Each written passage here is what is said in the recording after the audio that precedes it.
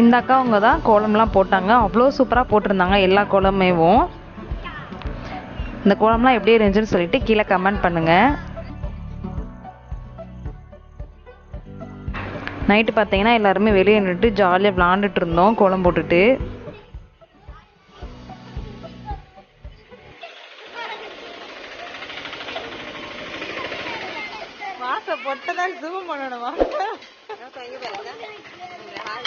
Hi சொல்லு, hi சொல்லுடா, சொல்லு.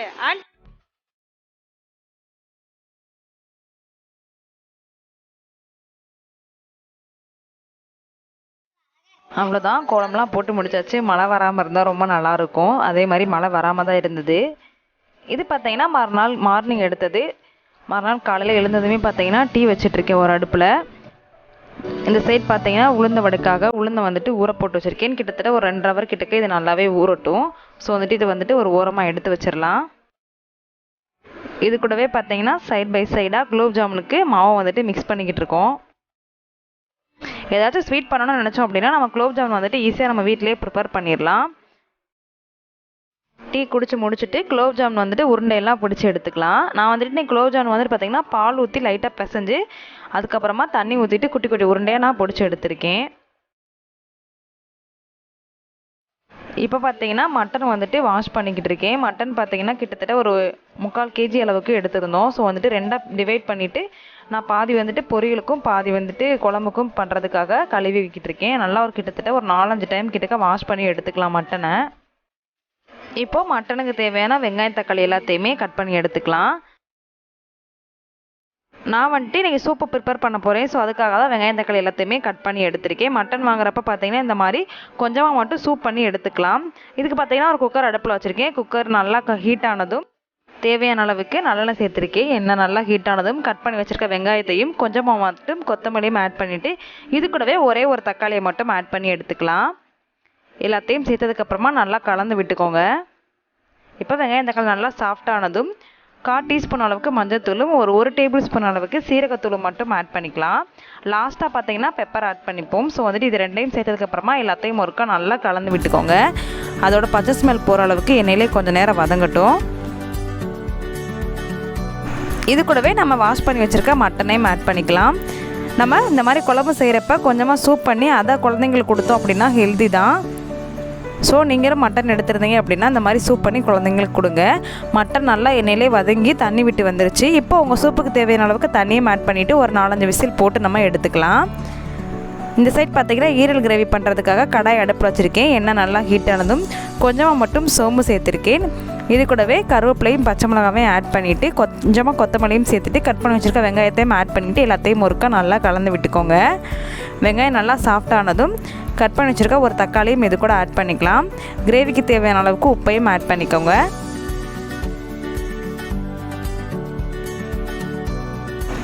நான் வந்துட்டு ஃபாஸ்டிங் ஃபார்வேர்டில் போட்டிருக்கேன். ஸோ வந்துட்டு உங்களுக்கு வந்துட்டு டீப்பாக என்னால் சொல்ல முடியல.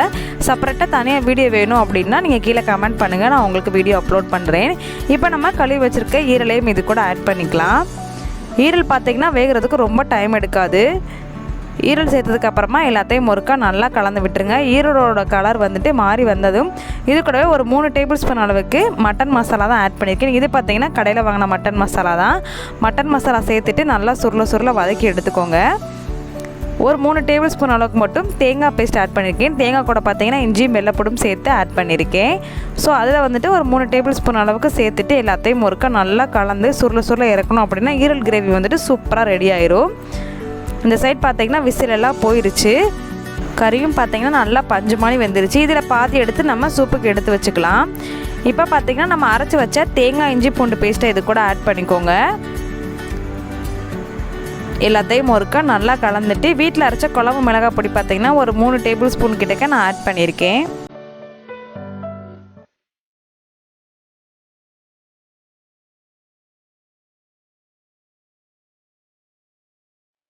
மசாலா பொடி சேர்த்ததுக்கப்புறமா எல்லாத்தையும் ஒருக்கா நல்லா கலந்து விட்டுட்டு லாஸ்ட்டாக பார்த்தீங்கன்னா கொஞ்சமாக மட்டும் கரம் மசாலா தூள் ஆட் பண்ணியிருக்கேன். கிட்டத்தட்ட 1 டேபிள் ஸ்பூன் அளவுக்கு கரம் மசாலா தூள் சேர்த்துக்கலாம்.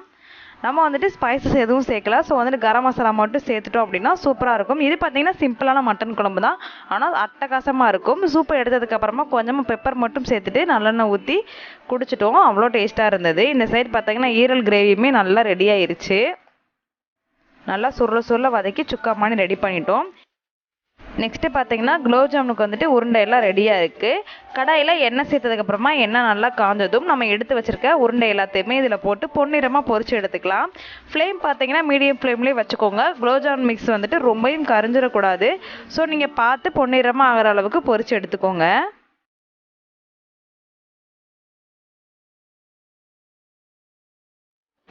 அவ்வளோதான். இதே மாதிரி எல்லா உருண்டையுமே நான் பொரித்து ரெடியாக எடுத்து வச்சுருக்கேன். இந்த சைட் பார்த்தீங்கன்னா சுகர் சிரப்பும் ரெடி ஆகிட்டு இருக்கு.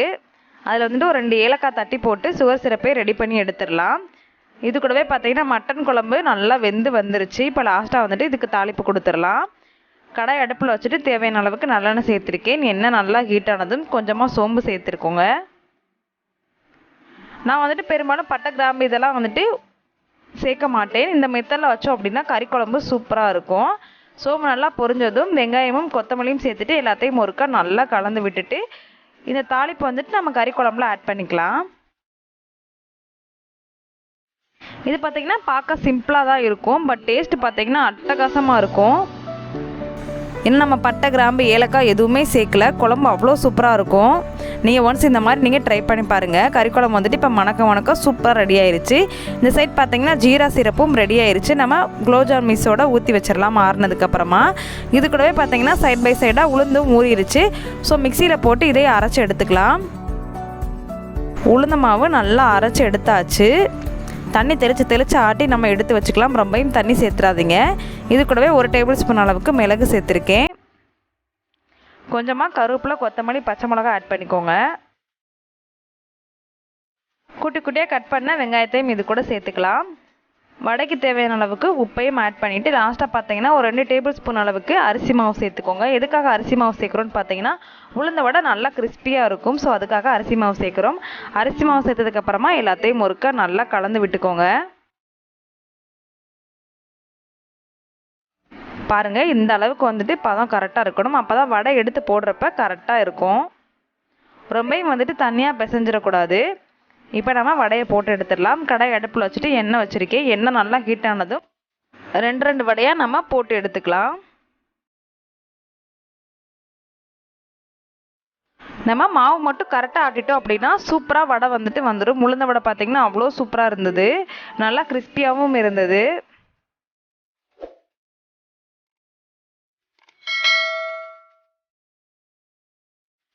அவ்வளோதான். ஓவர் ஒர்க்காக இருக்குது. அடுத்தடுத்து வந்துட்டு டக்குன்னு ரெடி பண்ண வேண்டியதாக இருக்குது. டைம் வந்துட்டு பத்தலை.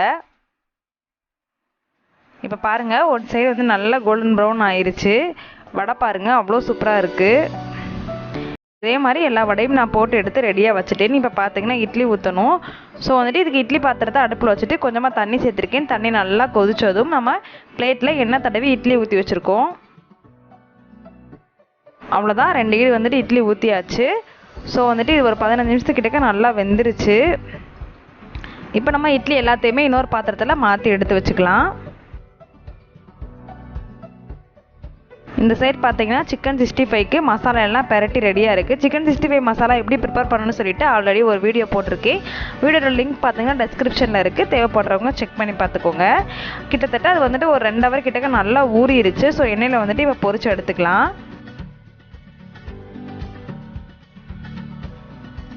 நம்ம கடையில் வாங்குற மாதிரியே நம்ம வீட்டிலேயே ப்ரிப்பேர் பண்ணிடலாம். அவ்வளோ சூப்பராக இருந்தது. சிக்கன் 65 நல்லா மொறுமொறுன்னு இருந்தது. கலருமே பார்த்தீங்கன்னா நான் ஃபுட் கலர் எதுவும் ஆட் பண்ணலை.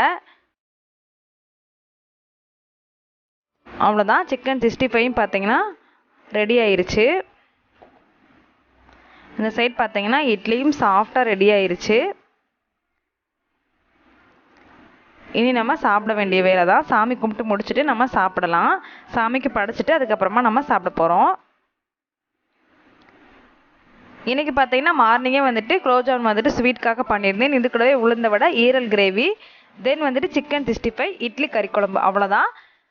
சைட் பை சைடாக ஒரே ஒரு ஆம்லேட் மட்டும் பொரிச்சேன். தீபாவளிக்கு மார்னிங் வந்துட்டு சூப்பரான டிஃபன் வந்துட்டு நம்ம வீட்டிலேயே ரெடி பண்ணிட்டோம். சாப்பிட்டு முடிச்சுட்டு நம்ம வெடி போடலாம். வெடி போடுறதை நீங்கள் பார்த்துட்டு வந்துடுங்க.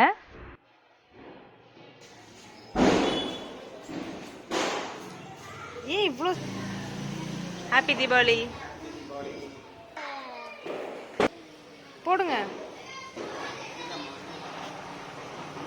இங்கே வைக்கிறீங்க.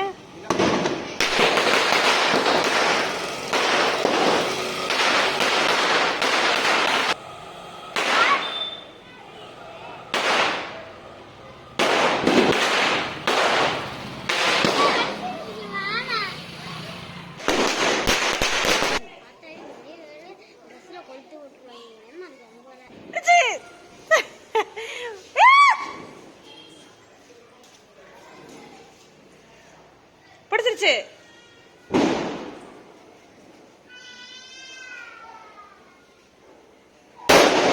வெடிப்போம்.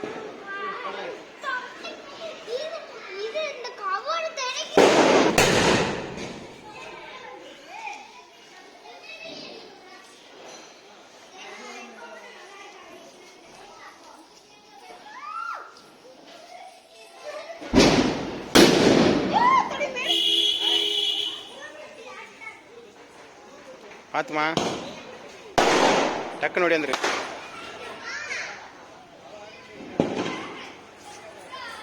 பிடிச்சிச்சா அண்ணா? அறிவுண்ணா ஹாப்பி தீபாவளிண்ணா. பார்த்து பார்த்து பார்த்து வச்சுட்டு ஓடியாந்துடுறம்மா. ஏய் மெது ஏன் எனக்கு பார்த்தீங்கன்னா வெடினா ரொம்ப பயம். ஸோ அதனால தான் வச்சதும் ஓடியாந்துட்டேன். பாப்பா பார்த்தீங்கன்னா வெடி போட்டதை பார்த்து பயந்து உள்ளே ஓடுனவ தான், வரவே இல்லை.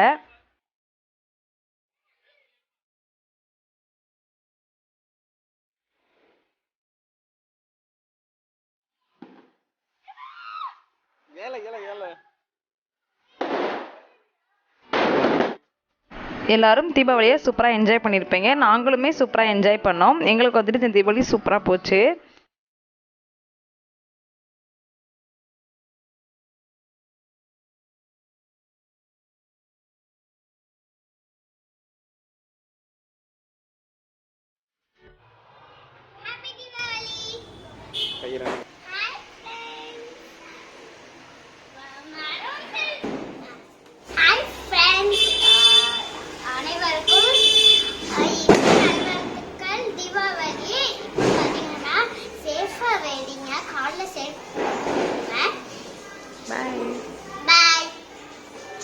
கோன் யார் வச்சுருக்கா?